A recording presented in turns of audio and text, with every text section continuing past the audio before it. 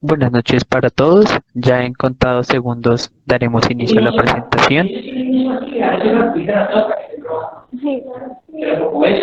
Por favor, vamos a apagar sus micrófonos, sus cámaras.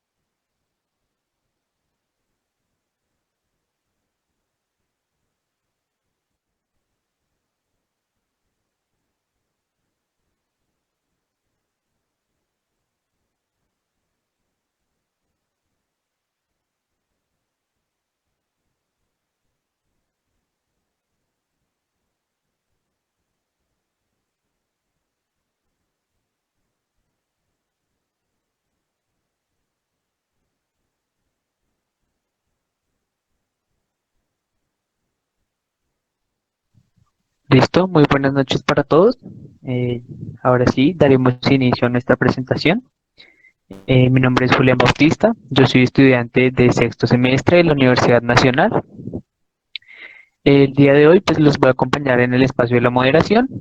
Entonces, como recomendaciones generales, si surgen preguntas de la charla, de los temas que se van dando, por favor las van depositando en el chat, que al final de la charla las iremos respondiendo. Les recordamos, por favor, tener apagados sus micrófonos, sus cámaras, para tener una mayor estabilidad en la conexión de la presentación. Bueno, el día de hoy, continuando con las charlas que se están dando desde el grupo de educación de ACEFIT, el día de hoy el tema es síndrome patelofemoral. Em, Listo, nuestro equipo de trabajo. Entonces encontramos a Virginia Solarte de la Universidad de Santiago de Cali, Julián Bautista de la Universidad Nacional, Jessica Higuera de la Universidad Nacional, Angeniela Becerra de la Universidad Industrial de Santander, Erika Latorre de la Universidad de La Sabana, Camila Botero de la Fundación Universitaria María Cano de Medellín, Vanessa Ospina de la Unicauca, Marisol Rodríguez Melo de la Universidad de La Sabana, Elizabeth Quintero de la Universidad del Cauca, Mateo Cleves de la Universidad del Rosario. Listo. Este es el contenido que tenemos programado para la presentación del día de hoy. Iniciaremos con la anatomía y biomecánica de rodilla. Posteriormente se hablará sobre la descripción de la patología. Luego se hablará sobre el diagnóstico diferencial. Luego sobre la evaluación fisioterapéutica y finalmente la intervención fisioterapéutica en el síndrome patelofemoral. Listo. Entonces, iniciando con el tema de la biomecánica y la anatomía, encontramos a Mateo. Entonces, todo tuyo el micrófono, Mateo. Buenas noches, gracias Julián. Buenas noches a todos. Como ya me presentaron, mi nombre es Mateo Creves, estudiante ya de 10º semestre en la Universidad de Rosario. Hoy vengo pues a hablarles como de la introducción a este tema tan importante y es con anatomía y la biomecánica de esta articulación más que en la rodilla, principalmente en la articulación paternofemoral. Como sabemos, la rodilla está compuesta por tres estructuras, que es la tróquea, la rótula y la tibia, pero pues voy a enfocarme, como ya les dije, en lo que es la articulación paternofemoral, es decir, la tróquea femoral y la rótula o patela. Entonces, sabemos que, bueno, que la tróquea principalmente, bueno, está compuesta por la cara anterior de los cóndilos femorales y hay que aclarar que la estructura de esta es completamente asimétrica. No, ninguno de los dos cóndilos no son simétricos, por así decirlo. Teniendo en cuenta que el cóndilo externo o lateral tiene menor altura y una inclinación un poco distinta al cóndilo interno. Y esto con el fin de lograr poder adaptarse de manera adecuada a la rótula o patela. Por otro lado tenemos una rótula o patela, que bueno, es un hueso sesamoideo de forma triangular con dos carillas articulares que también van a ser asimétricas. Entonces, para que pueda encajar con los cóndilos, la carilla externa va a ser un poco más ancha y con un ángulo de inclinación menor que la interna. Ambas carillas van a intentar formar en la mayoría de los casos un ángulo de alrededor de 120 grados, permitiendo así el encaje entre la tróclea y la rótula, y pues mejorar y aumentar la estabilidad de esta sobre los cóndilos femorales. Es importante comprender que el aparato extensor se encuentra compuesto no solo por la rótula y la tróquea, sino también por un compuesto muscular de forma activa, como no es en cuádriceps y en tendón rotuliano. Y todo esto va a funcionar como una unidad funcional, donde en cuádriceps, al igual que en tendón rotuliano, poseen entre ellas otras funciones que principalmente, aparte de generar el movimiento, van a tener la función de mantener la rótula en su posición. Entonces en cuádriceps, permítanme un momento, ay, se trabó. No, volvemos por favor a la anterior. Eso, gracias. No, a la anterior, en componente muscular. Entonces tenemos que en cuádriceps va a distribuir sus inserciones de la siguiente manera. En recto anterior, insertándose en la zona superior superficial con una dirección paralela a la diáfisis del fémur, eh, va eh, va como a generar una, como decirlo, eh, como una tracción axial hacia el superior. Entonces, en un plano más profundo, haciendo también una carga axial paralelamente al recto anterior, se va a encontrar en tendón de encrurar. Entre ambos se van a insertar o se van a pasar, por decirlo así, o cruzar las dos inserciones en vasto lateral y en vasto medial, que se van a entrecruzar. En primero de ellos, es decir, en vasto lateral, con una inclinación de 30 grados más o menos con respecto al ángulo como tanto en la rótula. Y pues generando como tan una carga eh, de tracción sobre la misma, llevándola como, entre comillas, a luxar hacia externamente. Y por otro lado, la inserción de envasto medial va a descender distalmente un poco más que en vasto lateral, a razón de que, bueno, sus fibras van a estar un poco más horizontalizadas que en vasto lateral, y este va a generar un ángulo de 80 grados con respecto a la eje de la rótula, generando así una fuerza de tracción, podemos decir que entre comillas, hacia luxar, pero ya no externamente, sino medialmente. Y a diferencia en vaso lateral, a razón de que pues, sus fibras son un poco más horizontalizadas, va a generar como tal la función principal de estabilizar la rótula y como tal la rodilla frente pues a la tróclea. Ahora sí pasamos, por favor. Por afortunado, la rótula va a poseer otros dos componentes ya ligamentarios que van a cumplir también la función de sostener esta sobre en la trocrea femoral, y va a ser en retináculo interno, que va desde el cóndilo interno y por la parte distante en vasto interno, y en adenón externo, que va a estar formado por en retináculo externo o ligamento paternofemoral, que en este tipo de patologías como los síndromes paternofemorales son los que tienen como una mayor función, o mejor así, una mayor desfunción cuando hay un tipo de síndrome de este tipo. Y estos van a generar como tal unas tracciones hacia lateral y medial, también manteniendo como tal la rótula sobre la tróclea, tanto estática como dinámicamente. Pasamos. Como tal en la cinética de la articulación paternofemoral, va a tener dos funciones principalmente, hablando de la rótula. La primera de ellas es que va a generar como tal un aumento en el brazo de palanca, como se puede ver en la imagen que se encuentra en la presentación, en la imagen número A, como a medida que se genera como tal una flexión de rodilla, ese brazo de palanca que se encuentra en la línea M, permitiendo así una mayor ventaja mecánica a la hora de extender la rodilla cuando pues viene de un ángulo, digamos así, mayor de flexión. Y la segunda función que tiene también la rótula es poder pues permitir una mejor distribución de cargas, principalmente axiales compresivas sobre el fémur. Esas cargas axiales que sean principalmente en la bipedestación, lo que va a hacer la rótula va a mejorar la distribución y va a permitir que esas cargas nos lleguen directamente sobre el fémur. Adicionalmente, en el eje sagital, sobre la rótula también van a actuar dos fuerzas. Una de ellas va a ser en cuádriceps y la otra en sentido opuesto, que va a ser en tendón rotuliano.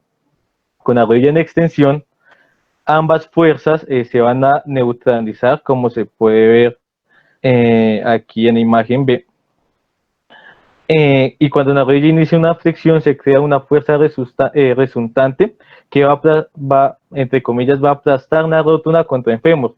A medida que va aumentando esta flexión, se va incrementando también esta fuerza resultante que va a, entre comillas, aplastar la rótula o encajarla aún más sobre la tróclea femoral. Pasamos, por favor. Por la parte de la cinemática, el movimiento de flexo, extensión de una rodilla en el plano sagital, en la rótula va a generar como tal un desplazamiento de arriba hacia abajo y viceversa de aproximadamente 7 centímetros sobre la tróclea femoral. Y desde la extensión hasta los 90 grados de flexión, los cóndilos femorales se van a articular con la rótula, pero sin embargo, en la máxima flexión, como lo mencionaba anteriormente, que se genera como tal ese movimiento de aplastamiento sobre la rótula, es donde esta va a estar completamente encajada en el surco intercondilio. Pasamos, por favor. Este encajamiento va a estar como tan determinado, entra en contacto entre la rótula y la tróclea. Y principalmente no tanto por la forma de los cóndilos femorales, sino más por la forma de la rótula. Se han descrito tres tipos de rótulas, donde, bueno, la 1 va a ser como tan la normal, la 2 va a ser como se muestra en la imagen, donde va a estar un poco más asimétrico esas curvas, pues lateral y medial, y la número 3 va a ser aquella que no tenga como tal la parte como tan pues, inferior a ella. Entonces, teniendo en cuenta esto, sabemos que las rótulas tipo 2 o tipo 3 van a estar más sometidas por todas esas cargas que he descrito anteriormente, tanto en los cuádriceps como en tendón, como en los ligamentos, van a estar más sometidas altas presiones, generando sobrecarga y posibles artrosis, condromalácias rotundarias y pues en las más comunes que son las luxaciones de estas. Por otro lado, en el plano frontal, el movimiento en la rótula va a estar determinado por un ángulo llamado el ángulo Q, en cual va a determinar como tal la orientación axial de la parte proximal de un aparato extensor frente a la parte distal. Este ángulo, como pueden ver en la imagen, se forma por una intersección en el centro de la rótula, que es en punto F, y una línea dirigida hasta la espina ilíaca anteno superior, que va a ser en la línea M, y de otra trazada desde la tuberosidad tibial, que es la P. En valor medio es de 15 grados, y pues bueno, como dato, este ángulo va a ser un poco menor en el varón frente al ángulo en la mujer. Cabe mencionar que a partir de los 30 grados de flexión de una rótula, de rodilla, perdón, la rótula va a perder inestabilidad y se va a generar como tal pues se centra esta dentro de la troquea, con un ángulo Q que va a dar 0, debido a la rotación interna que la tibia va a dar respecto al fémur en este movimiento de 30 grados de flexión más o menos, o más. Y además de eso, la contracción del cuádriceps va a aplicar una fuerza sobre la rótula que va a tratar como tal de encajarla adecuadamente sobre el fémur. Y pues aumentando además en brazo de palanca, como no he mencionado anteriormente, pero enfatizando en que en brazo de palanca se va a ver pues más favorecido en la porción transversal del vasto interno, ejerciendo como tal más fuerza hacia medial y pues estabilizando la rótula. Por otro lado, eso es a partir de los 30 grados, es decir, de los 30 grados hacia arriba. Y por otro lado, en los primeros 30 grados, es decir, de 0 a 30 grados, la flexión de la rótula se va o se tiende a posicionar superior externamente por la acción del cuádriceps hacia lateral, aumentando así en ángulo Q. Entonces, es decir, de 0 a 30 grados va a tener mayor acción en vasto lateral, llevando la rótula hacia lateral y aumentando en ángulo Q. Y después de los 30 grados, para poder generar una mayor estabilidad a razón de que la misma rótula va a perder esta, va a actuar de manera más, digamos así, enfática en vasto medial, generando así una fuerza de tracción hacia medial, estabilizando la rótula dentro del surco y pues dejando el ángulo Q en 0. Toda esta cinemática rotuliana puede verse alterada si existe alguna mala alineación de la rótula o si existe algún desequilibrio entre las fuerzas de los amarres laterales, externos e internos, que pues va a sintetizar como tal en síndrome paternofemoral.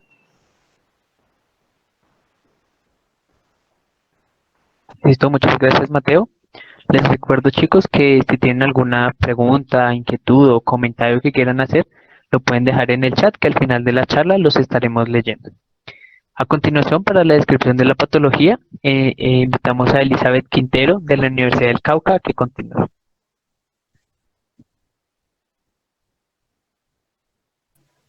Buenas noches para todos. ¿Sí me escuchan bien?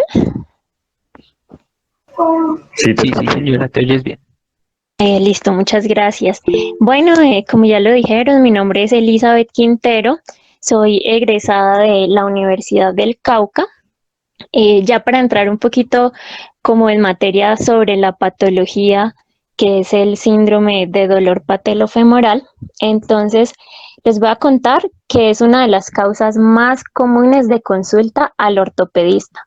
Y cuando se habla de se hace referencia a un síntoma y no a un diagnóstico, ya que hay una gama muy amplia de posibles causas y alteraciones. De ahí que el término correcto sea síndrome de dolor patelofemoral, debido a que se trata de un conjunto de signos y síntomas que puede tener diversas etiologías. Algunos autores han descrito que las estructuras que pueden causar dolor en la cara anterior de la rodilla son básicamente el hueso subcondral, la sinovial y el retináculo. El dolor patelofemoral generalmente obedece a un problema de mala alineación de la rótula con respecto al eje mecánico que produce una sobrecarga sobre sus estructuras. Esto genera estrés sobre el retináculo y o sobre el hueso subcondral, lo que desencadena en un círculo vicioso caracterizado por inestabilidad y activación de los nociceptores en cualquiera de las estructuras que ya mencioné. La siguiente, por favor. El síndrome de dolor patelofemoral es uno de los tópicos que más ha crecido en la literatura en las últimas décadas, ya que es una patología subestimada, pero aún así, por otro lado, es altamente frecuente en deportistas jóvenes. Este síndrome es uno de los diagnósticos más comunes entre la población joven y físicamente activa, afectando a 1 de cada 4 deportistas y el 70% de los casos entre la población de 16 a 25 años. Aún así, no podemos olvidar que también se presenta en otro tipo. Esto es lo más común, pero también se presenta entre otras edades y otras ocupaciones, aunque no sean deportistas.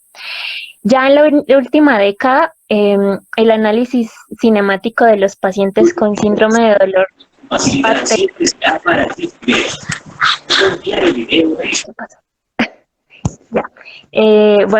gracias a la incorporación de la resonancia magnética abierta y en descarga de peso, ha permitido establecer un link entre la disfunción de la cadena cinemática del miembro inferior y la disfunción patelar, para tener en cuenta.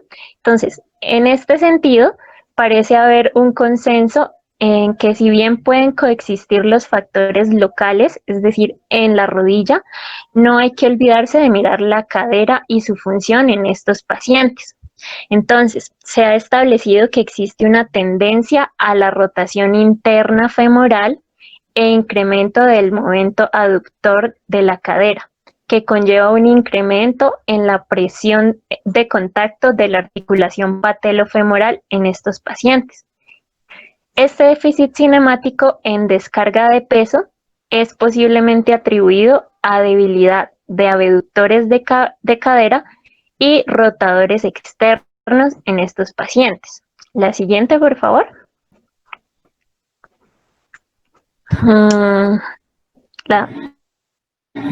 Sí, gracias.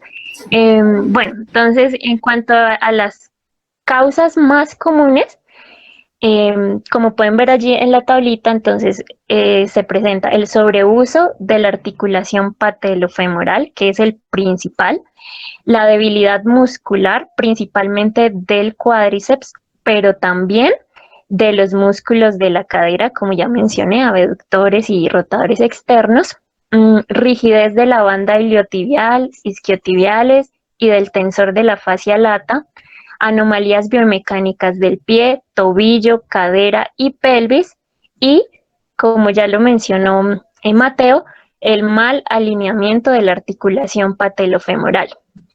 Entonces, teniendo en cuenta esto, se piensa que el síndrome de dolor patelofemoral es el resultado de una anormal tracción de la rótula que provoca una compresión excesiva en la cara lateral de esta. Una de las principales causas de esta mala tracción es su posición lateralizada, todo lo que ya nos explicó Mateo, y puede deberse a la forma de la articulación, a un reclutamiento alterado de la cadera con una rotación femoral aumentada, a una retracción isquiotibial de la cintilla iliotibial y gemelos, o a una excesiva pronación de la articulación subtalar. Algunos otros autores ponen como hipótesis que el dolor podría deberse a una mala tracción de la rótula sobre el fémur. Esto resultado de una actividad desigual de los componentes musculares del cuádriceps, a un desbalance neuromuscular entre el vasto medial y el vasto lateral, o de un déficit de fuerza extensora, rotadora externa y abductora de los músculos de la cadera, es decir, que estos están débiles. los que controlan los movimientos de la rodilla en el plano frontal y transversal. Siguiente, por favor. Entonces, el contacto repetitivo de la rótula con el fémur junto a la mala tracción debido a imbalance de la musculatura de la cadera provoca el dolor anterior de la rodilla. Y con el tiempo, la exposición repetida a estos movimientos puede dañar el cartílago y llevar a un gran estrés en el hueso subcondral, que es altamente inervado, por eso llega a doler tanto. La debilidad generalizada del cuádriceps puede resultar en una mala posición de la rótula y una alteración en el tiempo de activación del músculo vasomedial. Esto puede deberse a que el músculo esté a diferentes longitudes al inicio de la contracción, lo cual afecta a la habilidad para producir la fuerza. El desbalance en la activación muscular de los bastos se ha medido generalmente como el retraso en la activación del basto medial con respecto al basto lateral. Siguiente, por favor. Listo. Entonces vamos a tener en cuenta unos factores de riesgo que podrían conllevar a este síndrome. Entonces, los factores de riesgo que predisponen al síndrome de dolor patelofemoral, pues son me cambiaron eso, gracias. Son varios, entonces, que actúan a través de las alteraciones de la alineación o el deslizamiento de la rótula, aumentando las fuerzas de la articulación patelofemoral o por la combinación de cuadros biomecánicos. El exceso de uso, el trauma y los factores anatómicos son los más comunes. Entonces, como se puede ver un poquito, bueno, ahí en el cuadro, igual se los voy a decir para que lo tengan presente, es como un pequeño resumen de todos los factores de riesgo que podrían conllevar a tener este síndrome. Entonces, uno son las anomalías anatómicas como hipoplasia de la faceta media de la rótula o rótula alta, mal alineación y biomecánica alterada de la extremidad inferior, estática o dinámica, disfunción muscular, debilidad del cuádriceps o de músculos de la cadera, hipermovilidad patelar, cuádriceps, tendones isquiotibiales pobres o flexibilidad de la banda iliotibial, cirugía previa, estructuras laterales poco flexibles o ajustadas, errores en el entrenamiento para deportistas o sobreuso para algunos otros trabajadores y algún trauma. Siguiente, por favor.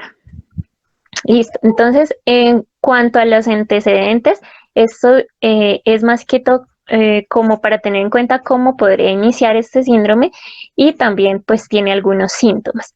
Entonces, los pacientes con síndrome de dolor patelofemoral describen el dolor local por delante, por debajo o alrededor de la rodilla. Los síntomas suelen tener un comienzo gradual, aunque algunos casos pueden tener su origen en un traumatismo y pueden ser bilaterales. Los síntomas comunes incluyen rigidez o dolor o ambos al tiempo, al permanecer sentado mucho tiempo con las rodillas flexionadas y dolor con las actividades que cargan la articulación patelofemoral, como estar en cuclillas, ascender o descender escaleras o estar agachado o estar corriendo. El dolor puede ser difícil de localizar para el paciente. Al solicitar que señale el punto doloroso, es posible que coloque sus manos sobre la cara anterior de la rodilla o dibuje un círculo con sus dedos alrededor de la rótula. No lo puede localizar exactamente dónde es. Y suele ser algunas veces descrito por ellos como una molestia, aunque a veces puede llegar a ser muy intenso, que no se lo aguanta. Siguiente, por favor. Listo. Entonces, estas molestias en la rodilla pueden ser leves, lo que no representa una inestabilidad patelar verdadera, sino una inhibición transitoria del cuádriceps por dolor o por falta de entrenamiento puede ser. Sin embargo, recomiendan algunos autores que es importante descartar la subluxación o dislocación de la rótula, porque la inestabilidad patelar puede estar asociada al síndrome de dolor patelofemoral, aunque no pues siempre se da. La tumefacción de la rodilla es característica en este síndrome. Entonces vamos viendo como para descartar otro tipo de patologías, la tumefacción es característica, aunque los pacientes pueden relatar una sensación de embaramiento, en especial al flexionar la rodilla. Embaramiento, pero no quiere decir que se bloquea la articulación, porque el bloqueo de la articulación no es un síntoma de este síndrome. Y eso indica la rotura del menisco o la presencia de cuerpos libres. Entonces es un embaramiento o como que se queda allí un poquito, pero no se bloquea realmente, para tenerlo en cuenta. Y debido a que este síndrome suele estar relacionado con el excesivo uso de la rodilla, en la actualidad se han modificado la frecuencia, duración e intensidad del entrenamiento físico, pues dependiendo de si es en deportistas o no. Y otras posibilidades etiológicas son el uso de calzado inapropiado o ejercicios de resistencia de las extremidades inferiores o actividades condicionantes como carreras y posición en cuclillas, y a veces puede ser incluso para personas en viajes muy largos o cuando van al cine por mucho tiempo, cosas así. ¿Qué pasa? Por ejemplo, también es una patología común en conductores, así de largas distancias. También para esto es necesario investigar el antecedente de lesión, incluyendo pues la subluxación o dislocación, como ya lo mencionamos, si ha tenido algún trauma o cirugías previas, porque pueden causar una lesión directa del cartílago articular o alterar las fuerzas que actúan en la articulación patelofemoral, y eso puede provocar pues el dolor y que no sea precisamente este síndrome. Algunas personas con síndrome de dolor patelofemoral tienen la rótula desalineada. También puede ser un poco común cuando se les hace radiografías, entonces se puede observar esto. La rótula está desalineada con respecto al fémur. Se puede desalinear o moverse de un lado a otro mientras se desliza sobre el fémur. Esto debido a la debilidad muscular que ya mencionamos, o a un traumatismo o a algún otro problema. Si esto ocurre, la rótula no resbala con suavidad sobre el fémur.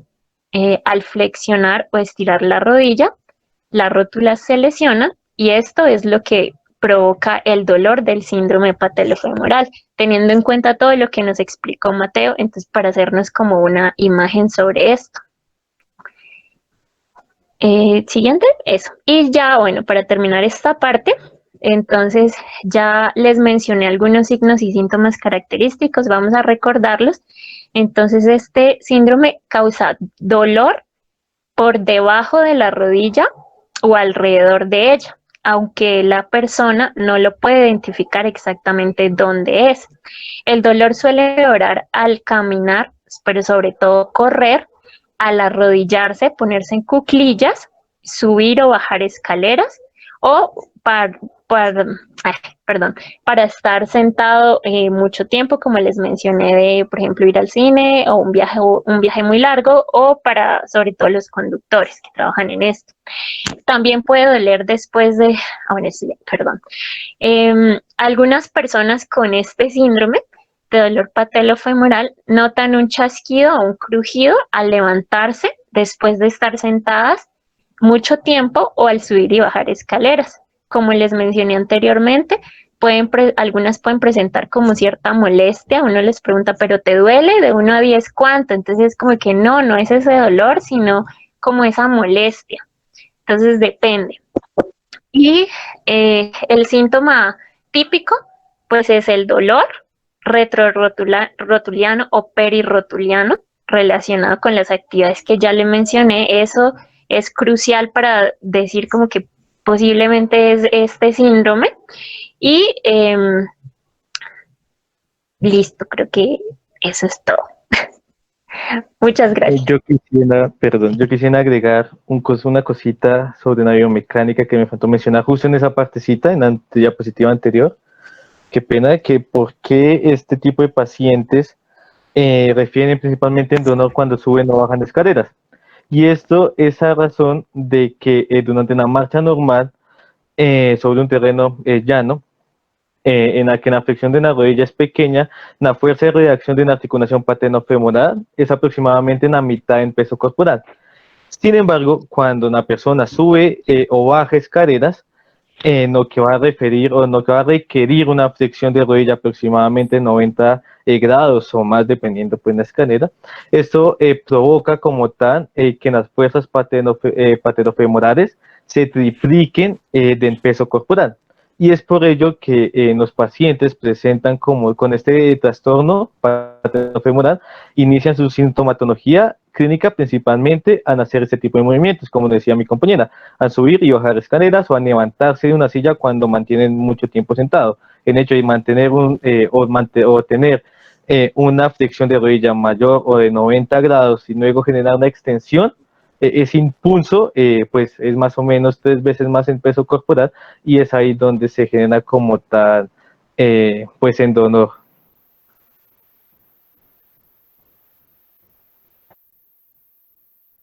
Listo, muchas gracias Mateo por la aclaración y muchas gracias Elizabeth por tu exposición. A continuación, para hablarnos del diagnóstico, tenemos a Erika Latorre, ella es de la Universidad de La Sabana. Entonces, adelante Erika. Gracias, Juli. ¿Cómo me escucho? Perfecto, te oyes bien. Muchas gracias. Como dijo Julián, mi nombre es Erika Latorre, soy estudiante de séptimo semestre de la Universidad de La Sabana y pues acá vamos a adelantarnos un poquito antes de la evaluación para hablar del diagnóstico. El diagnóstico un poco más enfocado hacia la patología.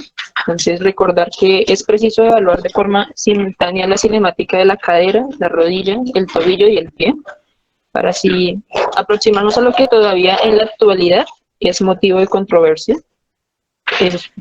Específicamente es si la alteración de la cadena cinética de estas personas es causa o consecuencia del síndrome doloroso patelofemoral. Recordar de pronto que, como mencionaban anteriormente mis compañeros, hay una alineación anormal en esta cadena cinética que se ha demostrado que suele ser más predominante en el sexo femenino, dado que hay hay un aumento del ángulo Q y suele ser más predominante en ellas. Ahorita, pues precisamente como hay muchas razones por las cuales puede haber un dolor en la cara anterior de la rodilla, voy a mencionarles rápidamente cuáles serían los signos y síntomas característicos de algunas de las causas de estos dolores para que sepamos identificar cuándo nos enfrentamos a un síndrome doloroso patelofemoral o a otra cosa. Entonces, porfa, la siguiente. Tenemos acá entonces que si estamos frente a una lesión de un cartílago articular, puede que haya un antecedente de trauma, puede haber síntomas mecánicos, derrame articular y dolor en las estructuras afectadas. Por el contrario, si estamos frente a tumores óseos, que es otra de las causas por las cuales podría haber un dolor anterior, el dolor tiende a ser de aparición insidiosa, puede haber sensibilidad a la presión en las estructuras óseas además. Si estamos hablando de que hay condromalacia patelar, la persona presenta esta enfermedad, el dolor va a ser retropatelar y puede haber antecedentes de trauma y derrame articular. Si estamos hablando de que hay dolor y sensibilidad a la presión localizada en la bursa infrapatelar, pues ya estamos hablando de una enfermedad de Jaffa. Y si hablamos de que el síndrome, de que es un síndrome de la banda iliotibial, el dolor va a ser típicamente más hacia el lateral y la sensibilidad va a estar en el epicóndilo lateral del fémur. Si de pronto la persona tiene cuerpos libres en la articulación de la rodilla, van a haber síntomas variables. Puede haber dolor intermitente, como también puede haber bloqueo a la extensión o derrame articular. Si estamos frente a una persona que es adolescente, podría tratarse de una enfermedad de Osgood-Schlatter, donde existe dolor y tumefacción a la inserción del tendón rotuliano en el tubérculo tibial.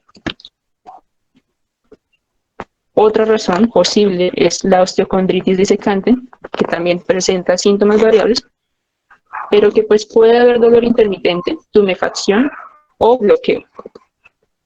Vamos viendo que los síntomas son un poco diferentes a los que se han mencionado antes, pero todos estos causan dolor anterior en la rodilla. También pues hay posibilidad de que la causa de este dolor sea una inestabilidad o subluxación patelar, que pues es causado porque, como han mencionado, puede haber una inestabilidad y presenta dolor intermitente, hay inestabilidad o movimiento rotuliano inadecuado, puede haber tumefacción, hay un bloqueo y hay dolor en el retináculo medio. Una causa común también es la fractura patelar por tensión. En esta puede haber dolor directamente en la rótula. Sobre esta, si hay también, de pronto una de las causas es la tendinopatía patelar, el dolor del tendón suele ser lo que más característica, una característica de este. El tendón puede estar engrosado en casos crónicos.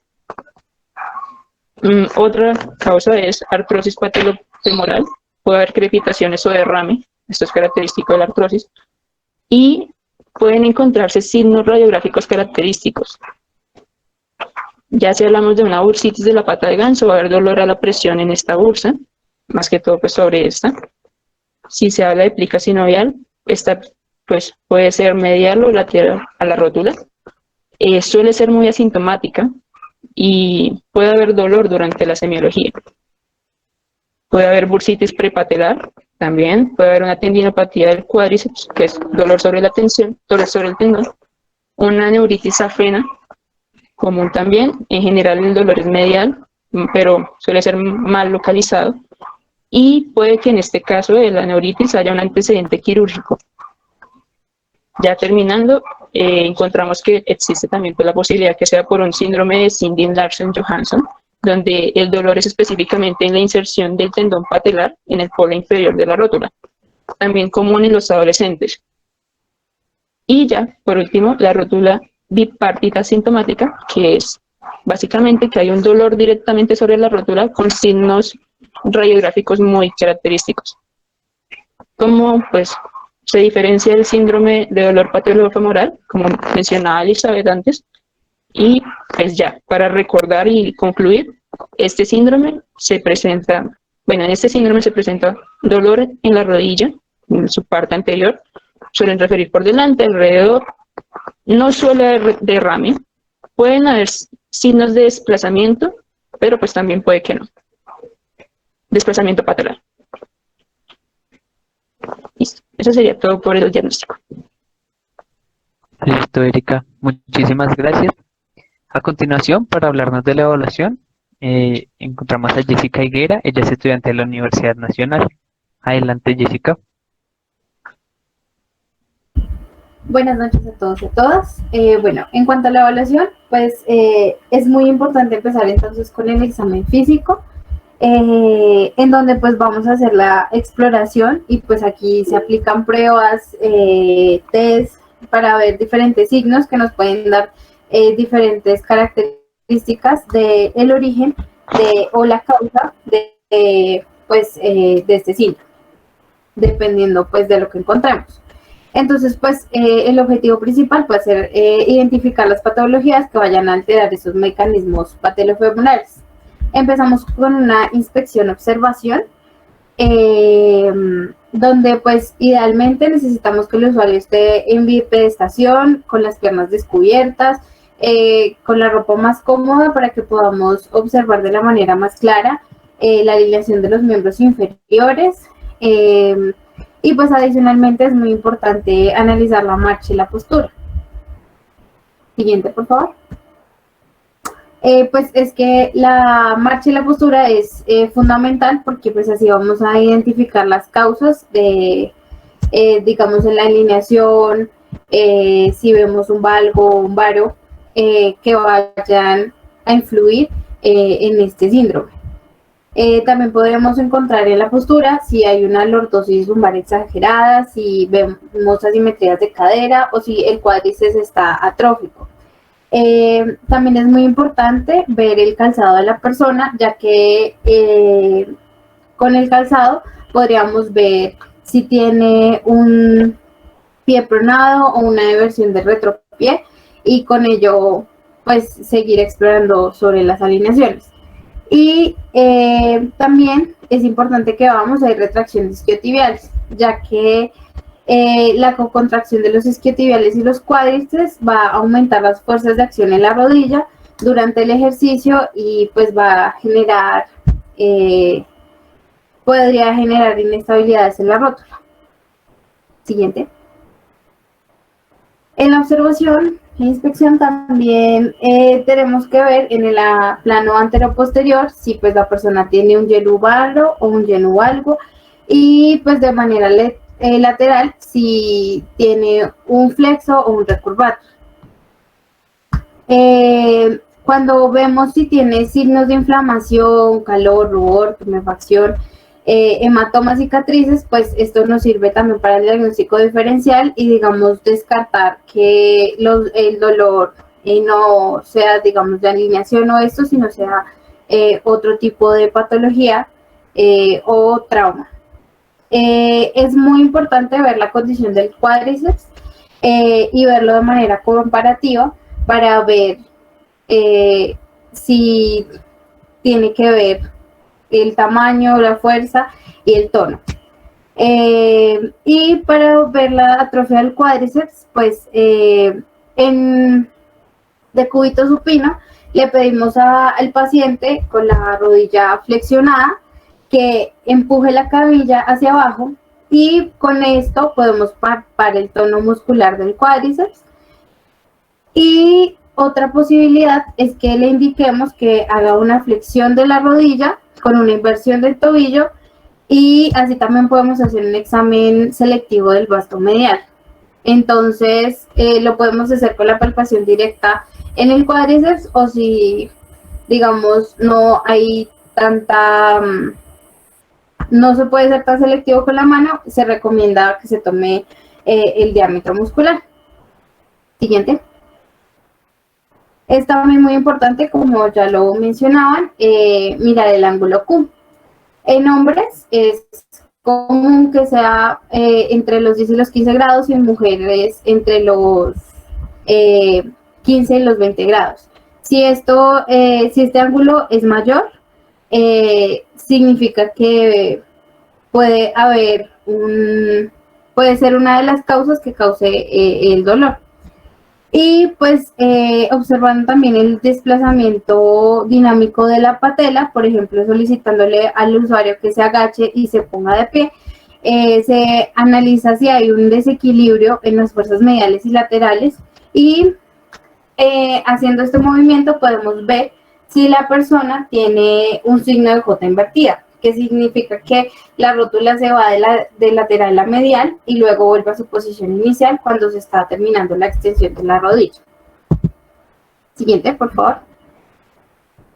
Ya cuando hacemos la palpación, pues lo ideal es hacerlo en supino con la rodilla extendida. Nuevamente, pues haciendo énfasis en la evaluación del tono del cuádriceps, se le pide una contracción isométrica al paciente y además la palpación nos va a permitir ubicar el sitio aproximado del dolor y también nos permitiría hacer una examinación sobre la integridad de los ligamentos. Siguiente.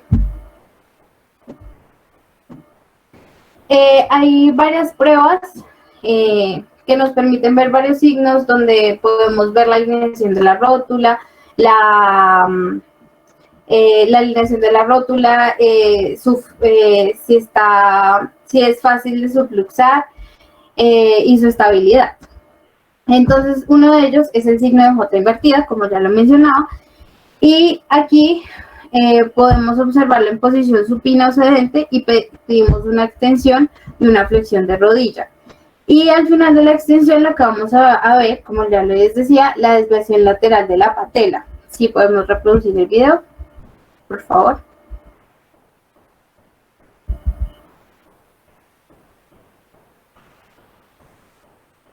Como vemos, bueno, se ve un poquito pixelado, pero al hacer la flexión-extensión se ve como la rodilla se va de lateral a medial y luego vuelve a su posición inicial.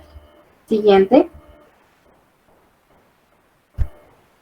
El signo de cepillo es un movimiento que se hace de lateral a medial y de proximal a distal. Y aquí sentimos y vemos si la rodilla suena o crepita o si se frota, digamos, como un cepillo, como si rechinara. Es porque las superficies articulares están rugosas. Y la existencia del dolor podría indicar una condromalacia rotuliana o una artrosis patelofemoral. Siguiente.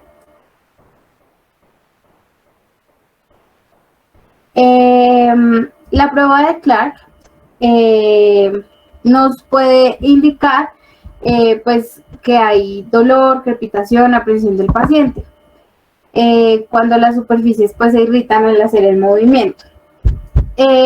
Lo que hacemos es comprimir la patela hacia los cóndilos femorales y luego la movemos distalmente. Si vemos el video se puede ver pues más clara la parte pues práctica. La anterior.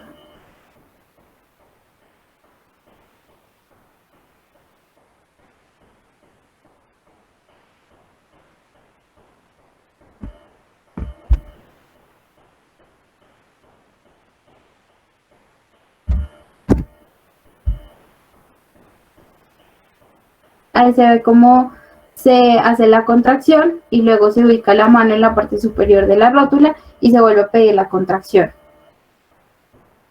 Si el paciente no mantiene la contracción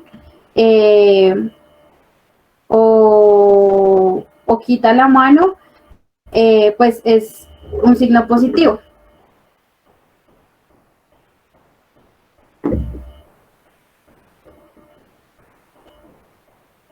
Y la presión el signo de presión rotuliana, pues es para evaluar la estabilidad de la rótula. Entonces, este signo, con la rodilla semiflexionada, entonces se recomienda ponerle una almohada al paciente debajo de la rodilla y se hace el movimiento de la patela en sentido lateral. Y es positivo si tiene la exploración, si siente dolor, si genera una contracción que intente volver a la rótula a su estado inicial. Podemos ver el video. Bueno.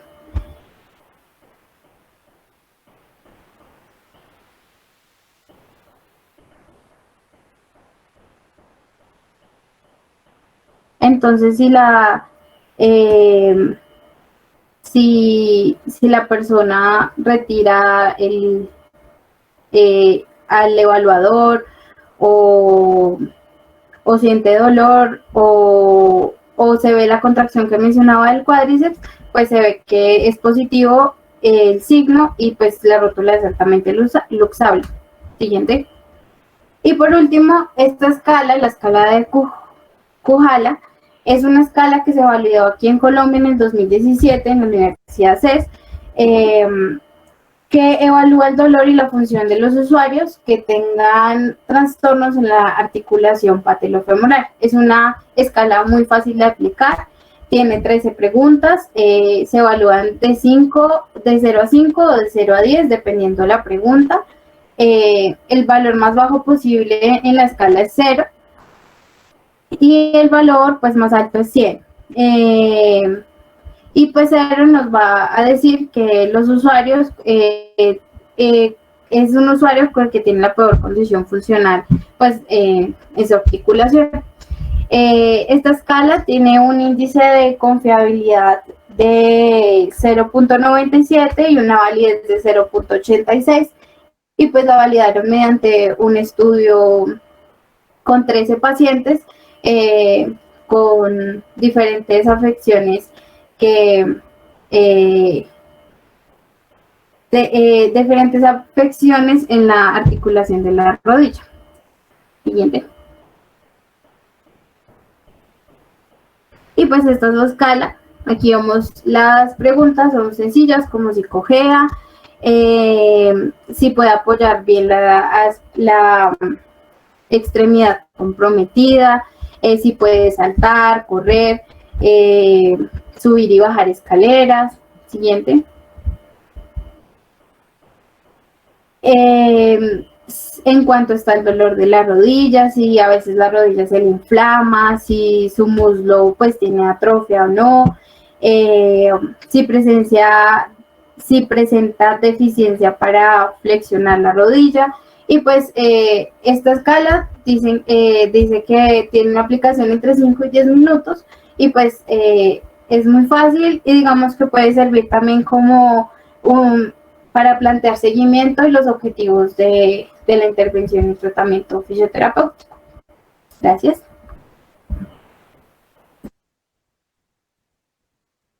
Muchas gracias, Jessica. Muchas gracias, Jessica. A continuación, tenemos a Daniela Becerra y a Erika Latorre, que nos van a hablar del componente de la intervención. Entonces, adelante, el micrófono es suyo. Gracias, Julián. En esta primera parte voy a hablar yo. Entonces, encontramos que ya a la hora de intervenir, la terapia de ejercicios ha sido considerada como una herramienta esencial en el tratamiento con personas con este síndrome.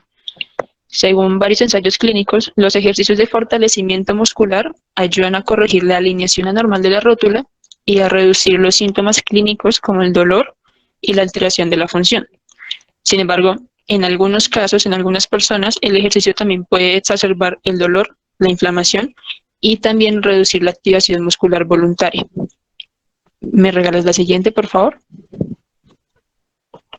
Más adelante en este del ejercicio, mi compañera Daniela va a ahondar mucho más y va a mostrar un poco un protocolo que hicieron en un ensayo clínico aleatorizado, que tuvo muy buenos resultados.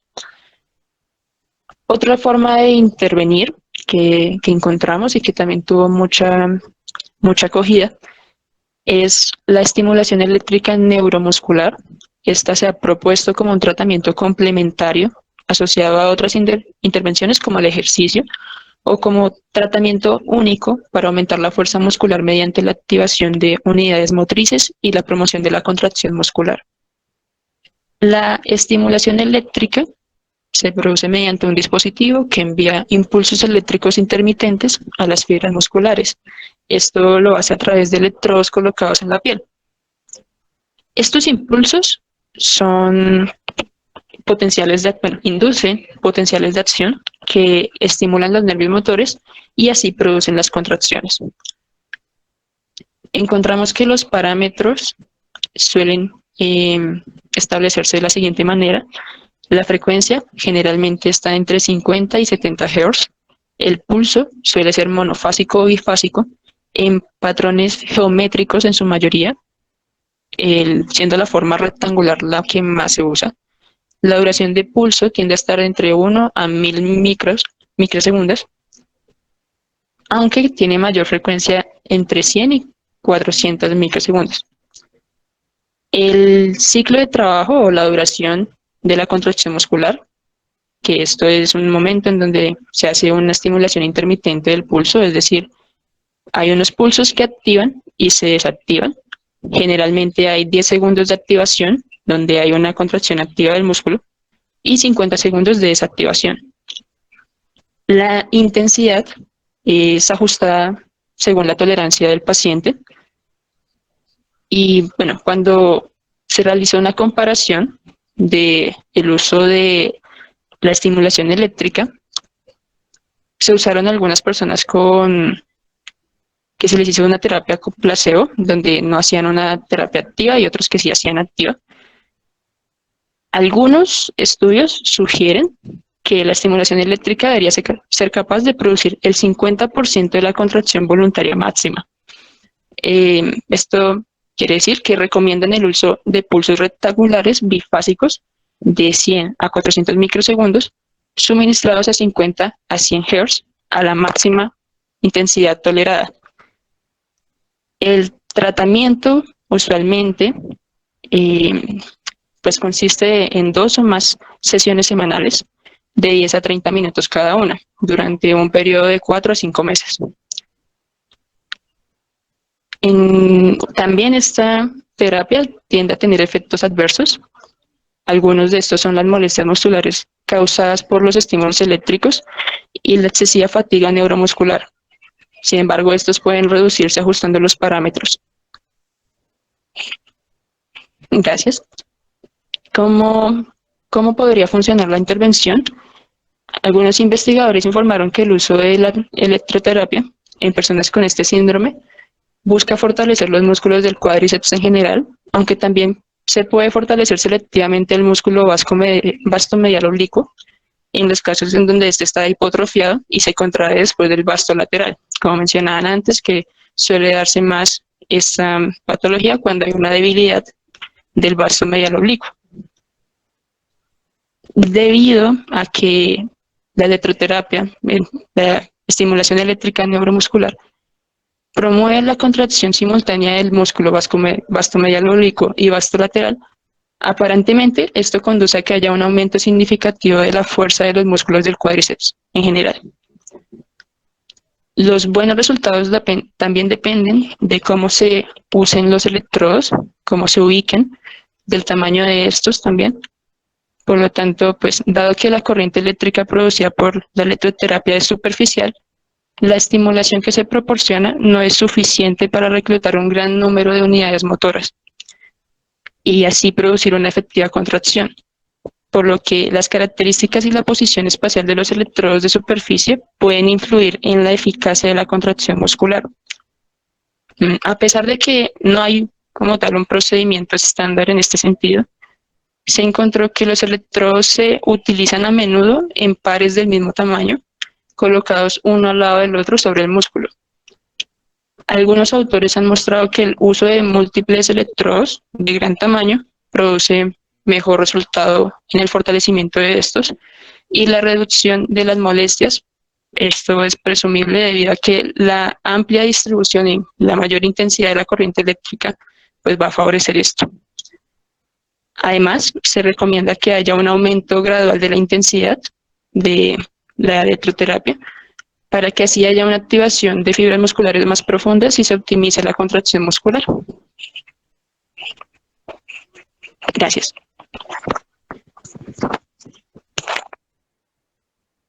Bueno, buenas noches. Como lo dijo nuestro compañero, mi nombre es Daniela Becerra.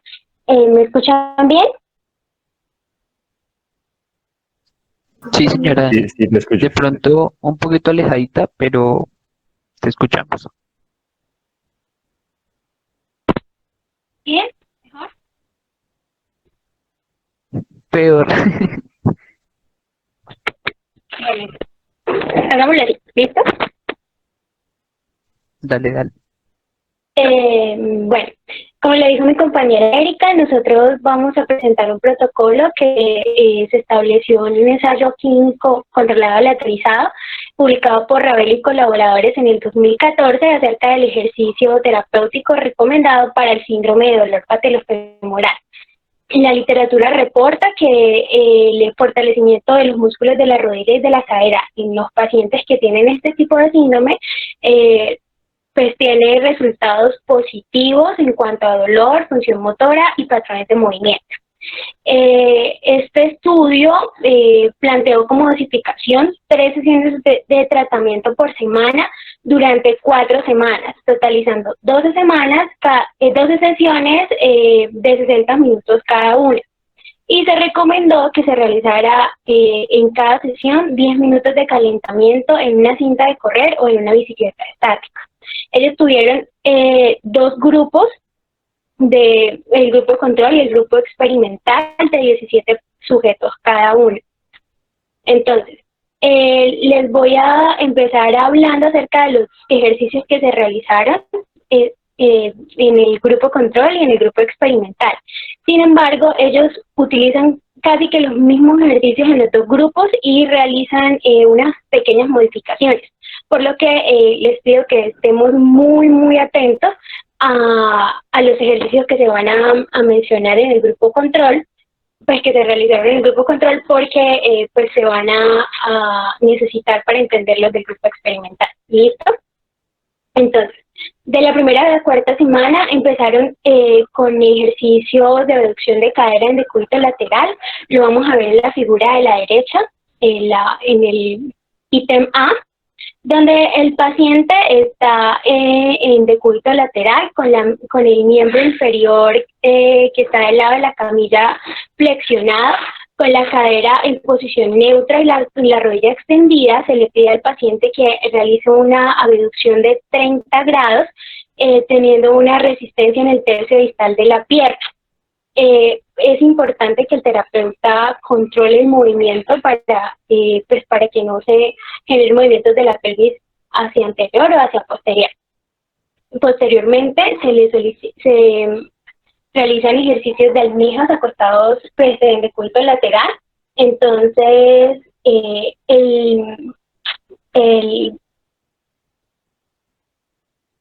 lo que se le va a indicar al paciente es que con los pies juntos, con las rodillas y las caderas a 45 grados, intenta levantar una de las piernas, una de las rodillas, separándolas mientras sostiene una banda elástica en el tercio distal del muslo. ¿Sí?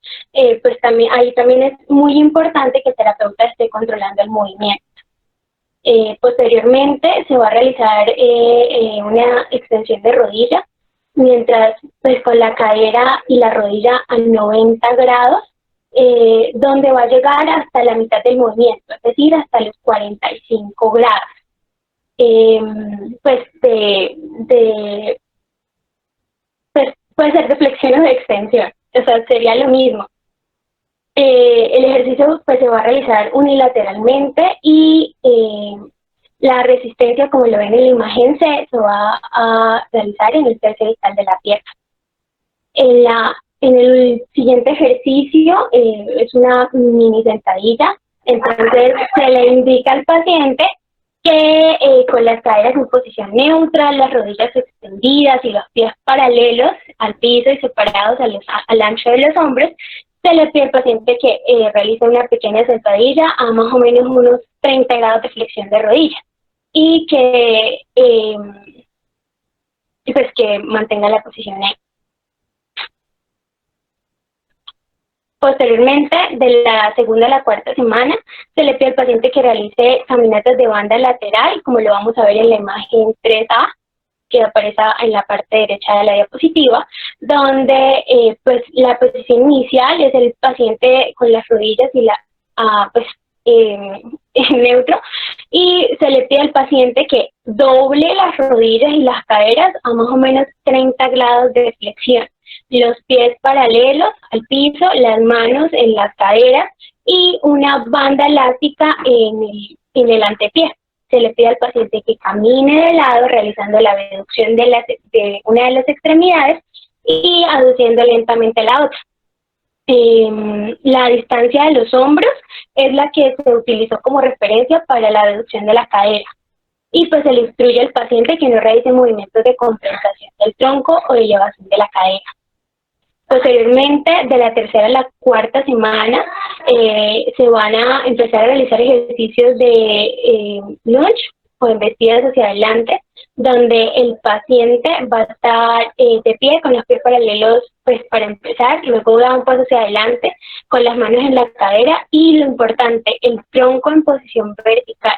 Se le pide que flexione la rodilla y que la pierna trasera permanezca perpendicular al piso, como se ve en la figura 3D. Posteriormente, dentro de esta misma fase de tratamiento, se le va a pedir al paciente que utilice utilizando un escalón, que se suba sobre él y que estando de pie sobre él, suspenda uno de los miembros al mismo nivel del miembro que está al lado, con las manos en la cadera y el tronco y la pelvis en posición neutra. Se le pide que realice la aducción de la cadera tratando de tocar el suelo con el pie del miembro que fue suspendido y luego regresarlo a la posición inicial. Es importante que acá se corrijan todos los movimientos de compensación que se puedan realizar. La resistencia, ahí no se ve la imagen, pero la resistencia se aplicó en el tercio distal de la pierna como en los otros ejercicios. Ahora bien, estos ejercicios se van a realizar 3 series de 15 repeticiones y 1 minuto de descanso entre cada serie. La resistencia, siguiente por favor, la resistencia se va a incrementar tan pronto como el ejercicio sea fácil de ejecutar para el paciente, y los criterios que se tuvieron en cuenta tanto para la carga como para la resistencia fueron los siguientes. Para la carga se realizó el 70% de un IRM, se evaluó durante la primera sesión y se revisó semanalmente para modificarlo dependiendo de los avances del paciente. Y con respecto a la resistencia elástica, entonces era la carga máxima que cada paciente pudiera soportar mientras completaba las 10 repeticiones del ejercicio. Luego se evaluaba semanalmente para ajustarla. Este protocolo de cambios con respecto a la resistencia y a la carga se basó en un estudio realizado por Fukuda y colaboradores en el 2010. Siguiente, por favor. Ahora, en el grupo experimental, como bien les decía, se van a tener en cuenta los ejercicios que se realizaron en el grupo control. Sin embargo, se van a adicionar otros relacionados con la propiocepción, pues se tiene o se cree que en los pacientes con síndrome de dolor patulofemoral hay una presencia de patrones anormales del movimiento del tronco y de las extremidades inferiores durante las actividades de soporte de peso y pues de un pie. Entonces, por eso se adicionan este tipo de ejercicios para ver qué tantas diferencias hay. Bueno, el primer ejercicio se llama la sentadilla modificada, que se va a realizar durante de la primera a la 4ª semana. El ejercicio, pues, como ya lo vimos, está descrito también en el protocolo del grupo control. Sin embargo, acá se va a utilizar una banda elástica que se va a posicionar en el tercio distal del muslo. Es importante instruirle al paciente que siempre debe mantener la misma posición y pues las rodillas deben estar en dirección de las caderas durante todo el ejercicio. Posteriormente, de la 3ª a la 4ª semana se va a realizar el mismo ejercicio, pero sobre una base inestable, como lo vemos en la figura 4B. Después se va a realizar el mismo ejercicio de la embestida hacia adelante que vimos hace rato en el grupo control, pero se va a utilizar una banda elástica que vamos a posicionar sobre la rodilla que va en la pierna que está hacia anterior, ¿sí? En este caso se va a estimular un movimiento, pues nosotros le vamos a realizar un movimiento de aducción y el paciente debe controlar la posición o debe mantener la rodilla en dirección a la cadera. Y en la figura 4D, se va a utilizar una superficie inestable sobre la pierna que está hacia anterior.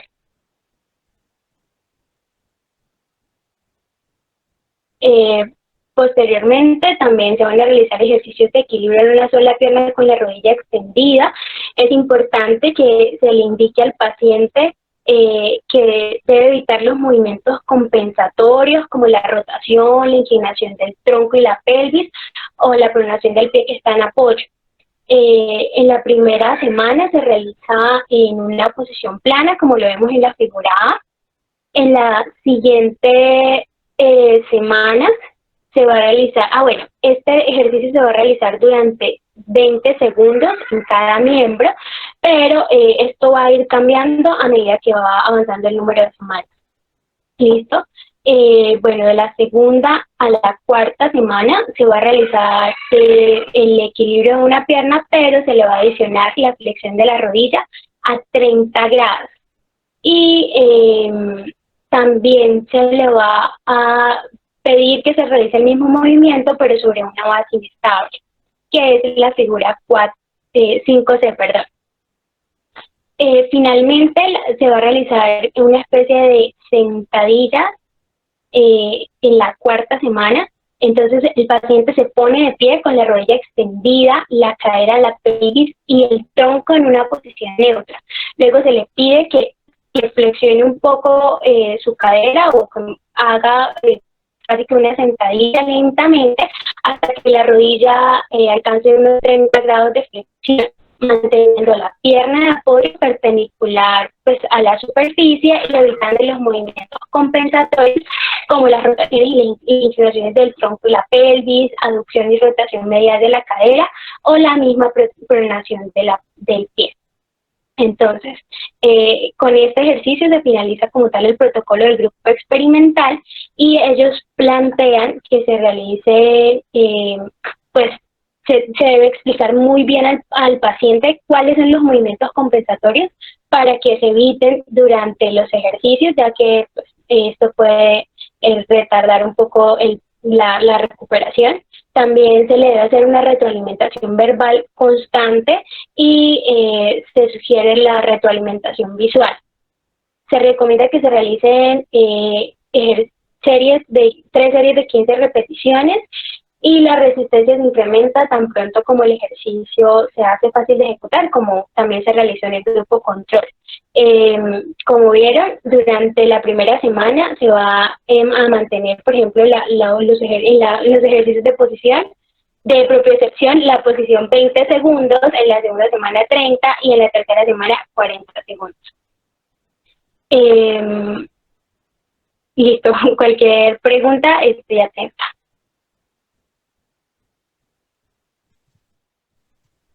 Listo, Dani, muchas gracias. A continuación vamos a empezar a dar respuesta a las preguntas que nos han dejado a lo largo del chat. Entonces iniciamos la primera pregunta. Respecto a los tipos de rótula y su influencia en el síndrome, ¿cuál es la forma de estas? ¿Cómo diferenciarlas? Bueno, principalmente, si nos podemos ver a una diapositiva donde están las foticos de las rótulas. Por favor. Principalmente se diferencian por una carilla interna y externa, la diferencia entre ambas. Donde lo normal es que sean un poco simétricas y no pase como se va a mostrar en las imágenes, o como se muestra ya en la imagen, como en la tipo 2 y tipo 3, donde en la carilla, pues digamos, ven la carilla externa, se ve un poco más pequeña y menos curva, más verticalizada que en la interna. Y lo mismo pasa en la 3, donde como tal no hay ni curvatura y no hay como tan carilla. Principalmente se diferencian por ello, por una simetría entre las carillas, tanto interna como externa.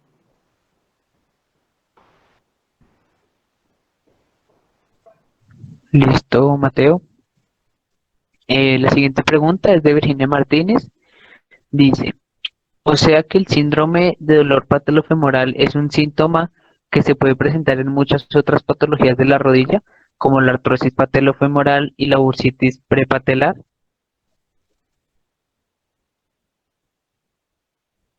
No va a ser como tal un síntoma, sino que puede relacionarse, es un trastorno completamente aparte, que como ya lo explicamos durante una presentación, se puede generar por diferentes causas, ya sea alteraciones óseas, como no puede ser, digamos, una alteración como tal en la forma de la rótula, o alteraciones en el componente activo, como no puede ser un imbalance muscular entre los vastos, o en el componente ligamentario, donde puede generar, digamos, la lesión en los ligamentos y en los retináculos, tanto externos como internos, puede generar ese trastorno patellofemoral, que adicionalmente se puede relacionar con estas otras patologías, donde una artrosis patellofemoral va a llevar muy seguramente a una malformación o a una alteración en esa congruencia entre la rótula y los cóndilos femorales, que nos puede llevar a que se genere como tal toda la sintomatología propia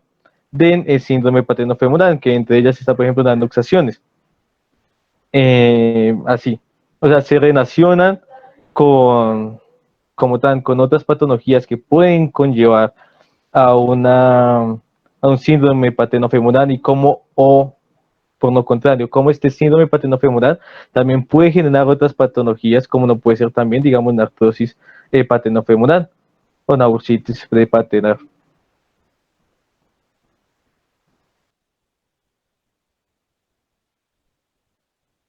Listo, gracias. La siguiente pregunta es de Valentina Serpa. Dice, ¿qué prueba se realiza principalmente para hacer el diagnóstico diferencial?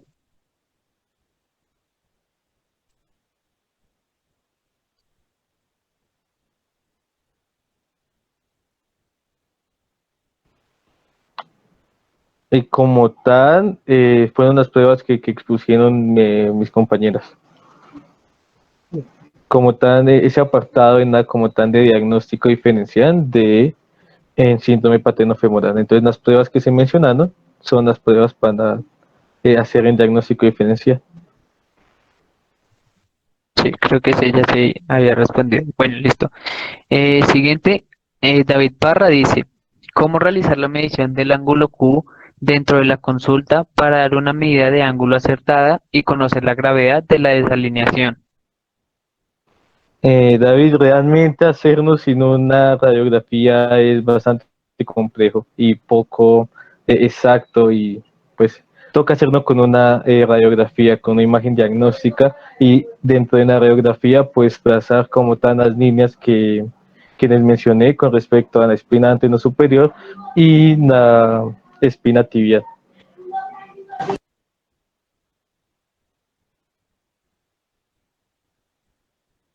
Listo, perdón que me salté una. Dice, la prueba de Clark al dar positivo, ¿qué nos indica?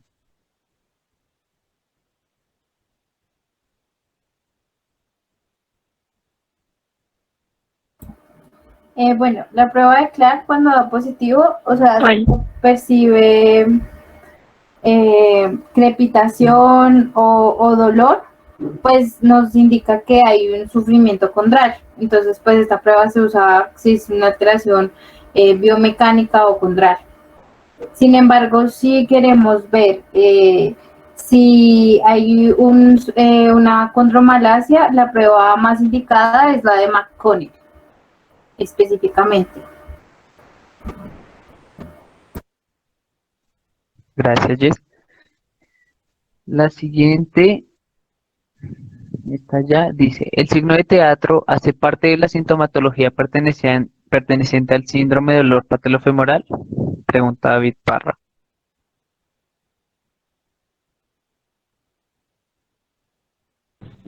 Hola, sí, se le ha denominado, bueno, ya no, realmente era antes, como el signo del teatro. Bueno, realmente es el dolor que se presenta en la rodilla al permanecer sentado por mucho tiempo con las rodillas flexionadas. Antes se les denominaba como el signo del teatro, por lo que las personas iban mucho al teatro y se quedaban mucho tiempo sentados. Entonces, como que se le llama así, incluso cuando les mencionaba lo de ir al cine o lo de un viaje largo, porque ya las personas casi no van al teatro, sino que viajan o van al cine, pues sí, ya casi no. Listo, muchas gracias. Luego nos preguntan por el nombre del estudio, ahí ya te lo mandamos por el chat. Luego Virginia Martínez pregunta, ¿qué protocolo obtuvo los mejores resultados?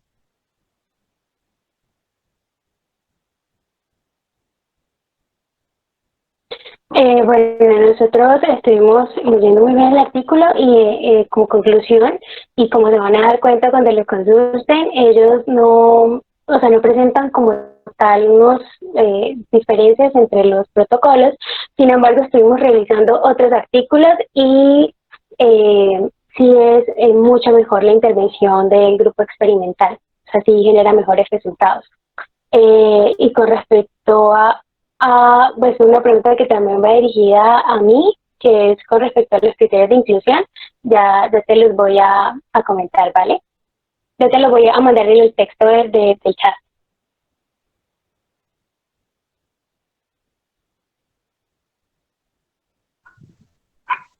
Listo.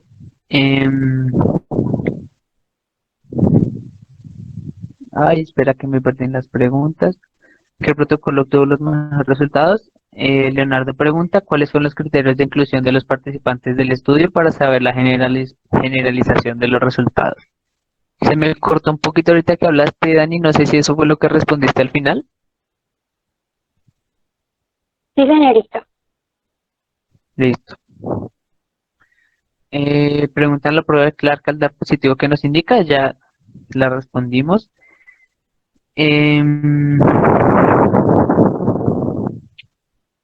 y ya bueno, están comentando lo de que se suele sacar el ángulo Q con goniometría y cinta métrica y Mateo pues hace la aclaración de que sí, sin embargo esta medición no va a ser exacta, no tanto como unos rayos X. Listo, chicos. A continuación pasamos a la dinámica. Como saben, al final de nuestras actividades hacemos una actividad lúdica para evaluar los conocimientos que obtuvieron de nuestra charla. Igual ya les vamos a compartir el link de la actividad. E igualmente una encuesta de satisfacción con la charla del día de hoy. Entonces ya las enviamos al chat.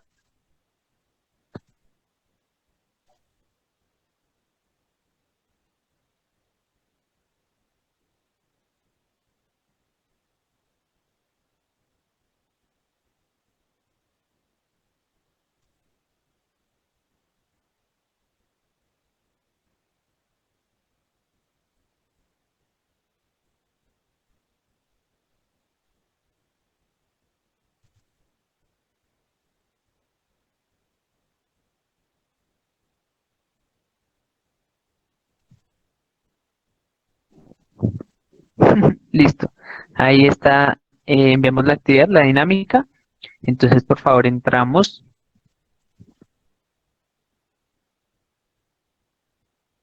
al link. Ya les proyectamos.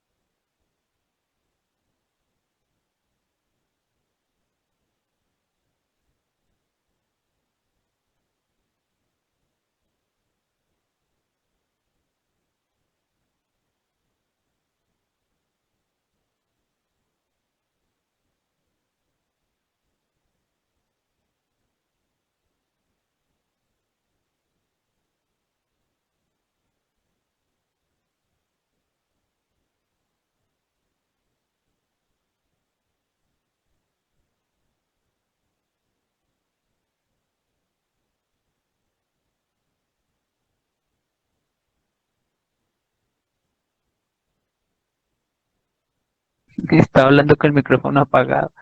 Listo, chicos. Entonces, es un crucigrama. Entonces, los invitamos a que empiecen a resolverlo. Cuentan con 10 minutos para la resolución. Entonces, pues nada, esperamos sus comentarios.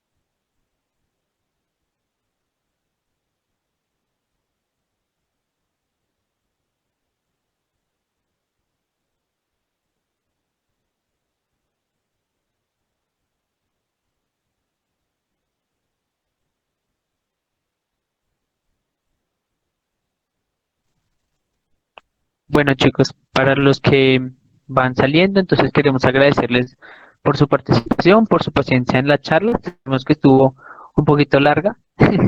Y pues nada, muchas gracias y esperamos continuar con estos espacios de participación y de educación hechos para ustedes de parte de la Asociación de Estudiantes de Fisioterapia. Entonces, muchas gracias por su participación y hasta una próxima ocasión.